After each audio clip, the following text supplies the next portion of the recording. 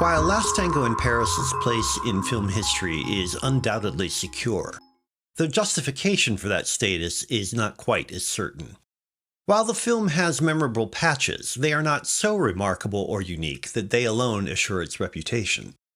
Brando's performance as Paul, an expatriate American in Paris grieving over the suicide of his wife, is intermittently powerful, but again, not so forceful that it alone can explain the film's reputation. Besides, few films are remembered only because of a remarkable performance. Inevitably, Tango is likely to be remembered because of the furor that arose around it, sparked by Pauline Kael's famous review heralding it as an overwhelming masterpiece that broke new ground in the depiction of sexuality. Nonetheless, in retrospect, we can recognize that it was just one of several films released at roughly the same time that expanded the limits of what could be shown on screen. Brando's participation made it the most famous, and in that sense, it may deserve some credit for enabling movies to deal with sex with greater emotional intensity, but whether it did much more in that regard than several other films is debatable.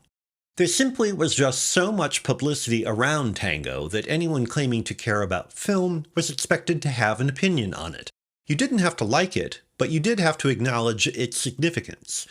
That attention lingers as a critical legacy, a kind of balloon of hot air that has never been pricked.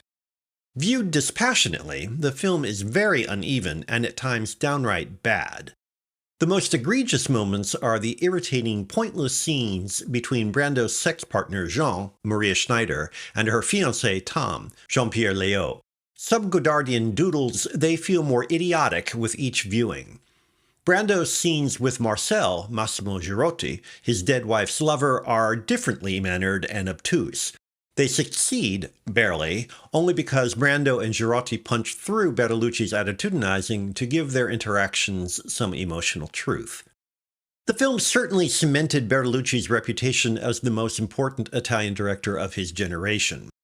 That recognition is double-edged, however, since the film's weaknesses are just as distinctively his as strengths. The tango sequence near the end is a good example, combining Bertolucci's incomparable sense of movement, rhythm, and music with the overwrought caricatures that mar many of his films. The sequence's awkward, arty posturing reveals the strain of hammering home an attenuated metaphor. From such overreaching to Brando's agonized performance to the unflinching sexuality, Tango demands to be taken seriously and sometimes warrants the attention.